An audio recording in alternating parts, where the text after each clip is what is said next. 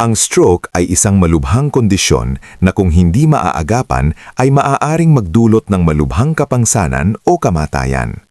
Sa Pilipinas, ang stroke o cerebrovascular disease ang pangalawang nangungunang sanhi ng pagkamatayan at isang pangunahing dahilan ng kapansanan sa mga matatanda. Ayon sa isang malawakang pagsusuri ng mga datos sa Pilipinas, tinatayang may malaking bilang ng mga mamamayan ang naaapektuhan ng stroke taon-taon. Maraming pasyente ang huli na ang pagdating sa ospital dahil hindi agad nakikilala ang mga sintomas sa simula pa lamang. Bilang isang kondisyon kung saan nababara o pumuputok ang daluyan ng dugo sa utak, nawawala agad ang supply ng oxygen sa mga selula ng utak. Kaya kapag naantala ang paggamot, mabilis na namamatay ang mga brain cells at nagreresulta sa permanenteng pinsala o kamatayan. Dahil dito, mahalagang malaman ng bawat Pilipino ang mga maagang palatandaan ng stroke upang makagawa ng agarang aksyon at mailigtas ang buhay ng sarili o ng mga mahal sa buhay. Sa pagtalakay na ito, lilinawin natin ang 6 na pinakaimportanteng sintomas o warning signs na dapat i-recognize agad gamit ang proven na FAST at iba pang medikal na ebidensya. Ang acronym na FAST, isang internationally recognized na paraan ng mabilisang pagsusuri ng stroke, ay ginagamit ng mga eksperto dahil madali itong tandaan at makakatulong upang agad mapugoy ang pagkakaroon ng stroke habang golden hour pa ang panahon para sa paggamot. Ito ang simula ng kamalayan at sa mga susunod na bahagi, ibabahagi natin ang buong paliwanag ng bawat senyales, pati na ang dagdag na sintomas na hindi gaanong nabibigyan ng pansin, ngulit maaaring magligtas din ng buhay kung agad nakilala. Sa Pilipinas, kung saan marami pa ring nakakaranas ng late arrival sa ospital at mababang antas ng kaalaman, ay hindi lamang impormasyon. Ito ay maaaring maging dahilan upang maiwasan ang kapansanan at mamatay na kababalaghan. Unang sign, pagbabago sa muka o face drooping. Isa sa pinakapangunahing palatandaan ng stroke ay ang biglaang pagbabago sa muka, lalo na kung ito ay tila nakatabingi o parang isang bahagi ng muka ay bumabagsak. Sa mga eksperto sa stroke assessment, ang pagkakaroon ng face droop ay madalas unang napapansin dahil ito ay malinaw at madaling makita sa simpleng pag-smile test. Tanungin ang taong pinaghihinanaang may stroke na pumilit ng ngumiti. Kung ang isang bahagi ng kanyang muka ay hindi sumusunod o may bahagyang pagbagsak, ito ay isang malakas na palatandaan ng stroke. Ang ganitong pagbabago ay sanhi ng biglaang pagkawala ng normal na kontrol ng utak sa mga kalamnan ng muka. Sa stroke, isang bahagi ng utak ang nawala ng oxygen dahil sa bara o pagputok ng daluyan ng dugo, kaya hindi nito nakokontrol ang mga kalamnan tulad ng dati. Dahil dito, hindi pantay ang galaw, at ang isang bahagi ng muka ay maaaring buhatin pataas habang ang kabilang bahagi ay tila tuluyang bumabagsak. Mahigpit na ipinapayo ng mga neurologist at emergency care providers na kung mapansin ang ganitong senyales, ito ay isang emerhensya at walang dapat ipag-antay pa. Agad na dapat tumawag ng ambulansya o sumugod sa pinakamalapit na ospital. Kahit na ang sintomas ay pansamantala o parang nawawala pagkatapos ng ilang minuto, hindi ito dapat ipagsawalang bahala dahil ito ay maaaring isang transient ischemic attack. Isang maikling episode ng stroke na madalas na pre-warning sign ng mas malalang stroke sa hinaharap. Sa konteksto ng Pilipinas, maraming stroke patients ang hindi agad nakakarating sa emergency room dahil hindi agad napapansin o naiuugnay ang mga sintomas tulad ng face drooping sa stroke, lalo na kung ang pagbabago ay bahagya lamang sa simula. Ito ay nagdudulot ng pagkakaantay sa critical na oras para sa paggamot. At sa stroke, bawat minuto ay mahalaga. Dahil habang tumatagal ang kakulangan ng oxygen sa utak, mas maraming brain cells ang nawawala. Pangalawa, panghihina o kawalan ng gana sa braso hita, arm or leg weakness. Ang pangalawang mahalagang senyales ng stroke ay ang biglaang panghihina o kawalan ng paggalaw sa isang bahagi ng katawan, kadalasan sa braso o hita, arm or leg, sa iisang panig lamang ng katawan. Ang simple at mabilis na paraan para masuri ito ay ang pagsubok na ipataas ang parehong braso. Kung ang isa ay agad bumababa o hindi maipataas ng maayos, posibleng nagkakaroon ng stroke ang taong iyon. Ito ay dahil ang utak ang nagkokontrol ng lakas at kilos ng ating mga kalamnan. Kapag may bara o pagputok ng daluyan ng dugo sa utak, ang bahaging nasisiraan ng dugo ay hindi na makapag-supply ng tamang signal sa mga kalamnan ng katawan na nagleresulta sa sudden weakness o numbness. Ito ay madalas na nangyayari sa kaliwa o kanang bahagi lamang ng katawan at ito ang isa sa mga pinakamalinaw na senyalis na dapat bigyang pansin. Maraming Filipino stroke cases ang naiiwan ng kapansanan dahil sa late recognition ng sintomas tulad ng panghihina ng braso o hita at pagkaantala sa ospital. Ayon sa mga pag-aaral, maraming pasyente ang hindi agad iniisip na stroke ang panghihina, lalo na kung ito ay bahagya lamang sa simula o parang pagod lang ang hitsura. Ngunit sa katunayan, kahit ang bahagyang panghihina ay isang alarma na hindi dapat baliwalain. Ang panghihina sa isang bahagi ng katawan na biglaan at walang iba pang dahilan tulad ng pinsala ay dapat ituring bilang isang emergensya. Pag napansin ito, dapat agad tumawag ng ambulansya at huwag hintayin na lumala pa ang sitwasyon. Iba pang sintomas na kasabay nito ay maaaring magpalala ng kondisyon kung hindi maagapan. At ang pagkakaantala ng paggamot ay maaaring magdulot ng permanenteng pagkaparalisa. Kung nanonood ka pa rin ng video na ito at nakakatulong sa iyo ang mga impormasyong ito, paki-comment ng numero 2 sa ibaba para malaman kong nandito ka. At kung hindi ka pa nakasubscribe, inirerekomenda kong mag-subscribe ka at i-on ang bell notification para hindi mo makaligtaan ang mga susunod na videos. Ang iyong suporta ay tumutulong sa amin na makagawa pa ng magagandang content para sa iyo. Ngayon, magpatuloy tayo. Pangatlo, hirap sa pananalita. Speech difficulty. Ang biglaang hirap sa pananalita ay isa sa pinakamatibay at pinakamapanganib na palatandaan ng stroke ayon sa mga pag-aaral ng World Health Organization at American Stroke Association. Kapag nagka-stroke, napuputol o humihina ang daloy ng dugo sa bahagi ng utak na responsable sa pagsasalita, pag-unawa at koordinasyon ng mga kalamnan sa bibig at dila. Dahil dito, maaring maranasan ang slurred speech, mali-maling bigkas, hirap bumuo ng pangungusap o kawalan ng kakayahang maunawaan ng simpleng salita kahit gising at mukhang maayos ang pasyente.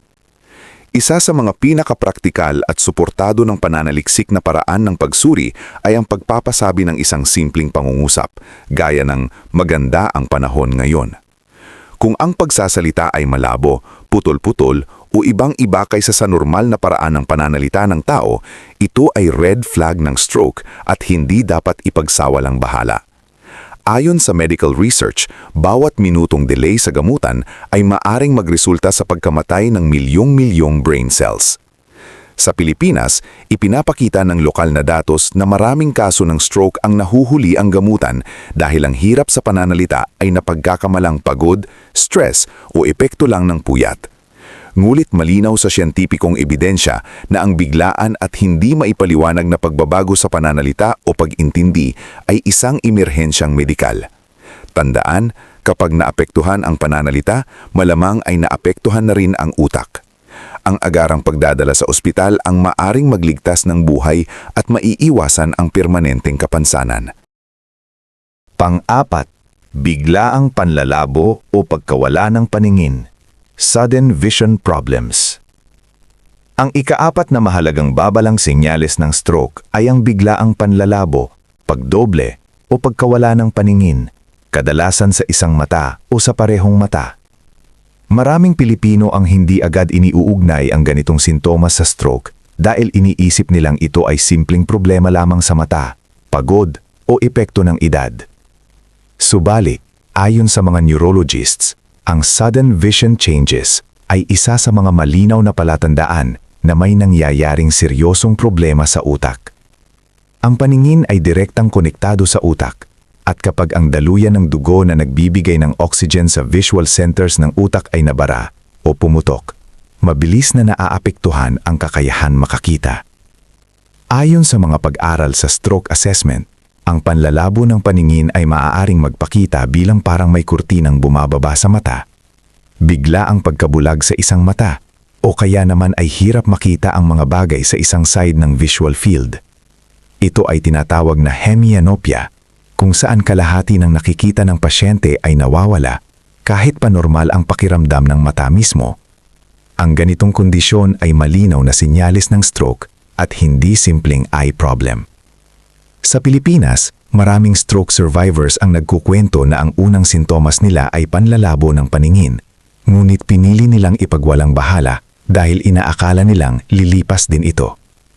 Sa kasamaang palad, ang pagkaantala sa paghingi ng tulong medikal ay nagdudulot ng mas malawak na pinsala sa utak. Ayon sa datos ng stroke care, kapag hindi agad na ibalik ang daloy ng dugo sa utak, mas maraming brain cells ang namamatay kada minuto at maaring humantong ito sa permanenteng pagkabulag o iba pang kapansanan. Mahalagang tandaan, ang biglaang pagbabago sa paningin, lalo na kung walang malinaw na dahilan, ay isang emergency. Hindi ito dapat hintaying mawala o gamutin ng sariling remedyo. Ang agarang pagpunta sa ospital ay maaaring magligtas ng paningin, utak at buhay. Sa stroke, hindi sapat ang tiisin muna. Kailangan ay agarang aksyon. Kung nanonood ka pa rin ng video na ito at nakakatulong sa iyo ang mga impormasyong ito, paki-comment ng numero 4 sa ibaba para malaman kung nandito ka. At kung hindi ka pa nakasubscribe, inirerekomenda kong mag-subscribe ka at i-on ang bell notification para hindi mo makaligtaan ang mga susunod na videos. Ang iyong suporta ay tumutulong sa amin na makagawa pa ng magagandang content para sa iyo. Ngayon, magpatuloy tayo. Pang-5, bigla ang pagkahilo, kawalan ng balanse o hirap sa paglakad, loss of balance or coordination. Ang ikalimang mahalagang early warning sign ng stroke ay ang biglaang pagkahilo, pagkawalan ng balanse o hirap sa paglakad. Madalas itong napagkakamalang simpleng vertigo, pagbaba ng blood pressure o pagkahilo dahil sa gutom at pagod. Ngunit ayon sa mga pag-aaral sa neurology at stroke medicine, ang sudden loss of coordination ay isang seryosong babala na may nagaganap na problema sa utak, lalo na kung ito ay biglaan, matindi at walang malinaw na dahilan. Batay sa mga pananaliksik, ang cerebellum at brainstem, mga bahagi ng utak na responsable sa balanse, koordinasyon at paggalaw, ay maaring tamaan ng stroke. Kapag naapektuhan ang mga bahaging ito, ang isang tao ay maaring biglang matumba, hindi makalakad ng tuwid, o pakilamdam ay nawawala ang kontrol sa sariling katawan. Marami ang naglalarawan na parang umiikot ang paligid, room spinning, o parang lasing kahit wala namang ininom. Ayon sa clinical studies, ang ganitong uri ng pagkahilo na may kasamang kawalan ng balanse ay mas malamang na may kaugnayan sa stroke kaysa sa ordinaryong vertigo.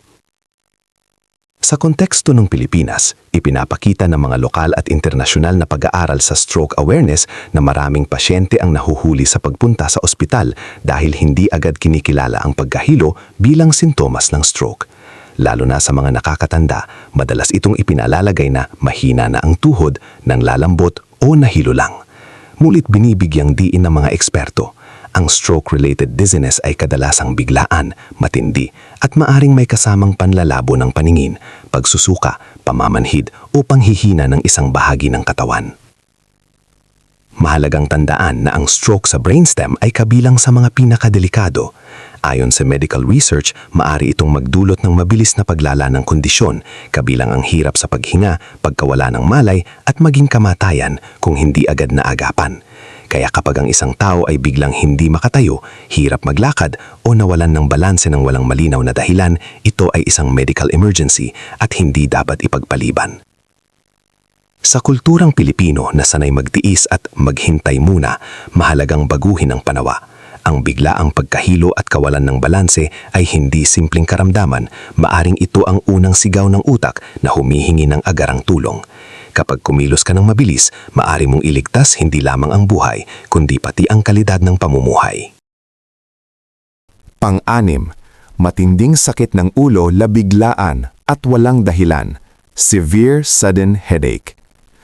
Ang ika-6 at huling early warning sign ng stroke ay ang biglaang, matinding sakit ng ulo na kadalasang inilalarawan ng mga pasyente bilang pinakamasakit na headache sa buong buhay ko. Sa larangan ng medisina, ito ay tinawag na thunderclap headache at base sa mga napatunayang pag-aaral, madalas itong kaugnay na hemorrhagic stroke, isang uri ng stroke kung saan pumuputok ang daluyan ng dugo sa utak at nagdudulot ng pagdurugo. Hindi ito katulad ng karaniwang migraine o tension headache na unti-unting sumasakit. Ang sakit na ito ay biglaan, matalim at napakalakas at kadalasang may kasamang pagsusuka, panlalabo ng paningin, paninigas ng leeg, pagkahilo o biglaang pagkawala ng malay. Sa konteksto ng buhay Pilipino, maraming tao ang nasanay sa pananakit ng ulo dahil sa stress sa trabaho, kakulangan sa tulog, init ng panahon o alta presyon. Dahil dito, madalas itong minamaliit at tinatablan lamang ng pain reliever. Ngunit ayon sa mga pag-aaral sa neurology at stroke research, ang sudden severe headache na walang malinaw na dahilan ay isang medical emergency. Hindi ito dapat ipagwalang bahala, lalo na kung ito ay kakaiba sa dati mong nararanasan. Ipinapakita ng mga clinical na datos na bawat minutong naaantala ang paggamot sa stroke ay katumbas ng pagkamatay ng milyon-milyong brain cells. Sa mga pag-aaral tungkol sa stroke outcomes, mas mataas ang tsansa ng kaligtasan at mas maganda ang paggaling ng mga pasyenteng agad dinala sa ospital sa loob ng unang oras matapos maranasan ang ganitong uri ng sakit ng ulo. Sa kabaliktaran, ang mga naghintay, nagtiis o umasa lamang sa gamot sa bahay ay mas madalas nakararanas ng permanenteng kapansanan tulad ng pagkaparalisa, hirap sa pagsasalita o maging kamatayan. Mahalagang tandaan, kapag ang sakit ng ulo ay biglaan, napakatindi at iba sa lahat ng naranasan mo noon, huwag mag-atubili. Tumawag agad ng emergency o magtungo sa pinakamalapit na ospital. Maaaring ito ang huling babala ng iyong katawan. Sa stroke, ang mabilis na pagkilos ay hindi lamang nakakapagliligtas ng utak, nakakapagliligtas ito ng buhay. Ang pangwakas na kaisipan, ang kaalaman ay buhay.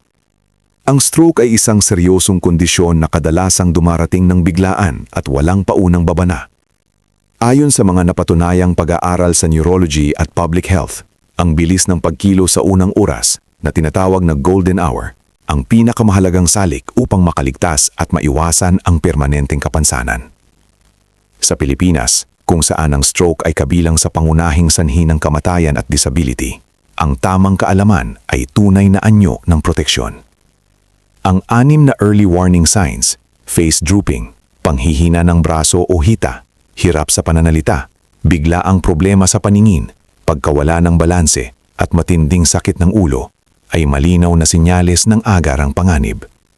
Pinatutunayan ng mga pag-aaral na ang paggamit ng FAST principle, face, arms, speech, time, ay epektibong paraan upang makilala ang stroke sa komunidad at mapabilis ang pagdadala ng pasyente sa ospital.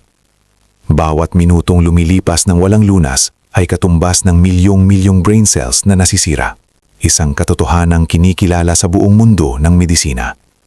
Bilang mga Pilipino, likas sa atin ang malasakit at bayanihan, ngunit ang tunay na malasakit ay hindi paghihintay o pag-asa na lilipas din, kundi ang agarang aksyon batay sa tamang kaalaman.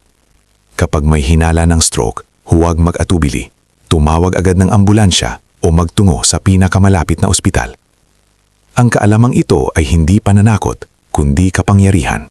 Kapag alam mo ang mga senyales at kumilos ka ng mabilis, may pagkakataon kang magligtas ng buhay. Ibahagi ang impormasyong ito dahil balang araw, maaari itong maging dahilan kung bakit may isang buhay na nagpatuloy. Kung nagustuhan mo ang video na ito at nakatulong ito sa iyo, mangyaring i-like, mag-subscribe at i-share. Ang inyong suporta ay tumutulong sa amin na patuloy na gumawa ng magagandang content upang kayo ay mabigyan ng kaalaman at inspirasyon. Salamat sa panonood at inaasahan naming makita kayo sa susunod na video.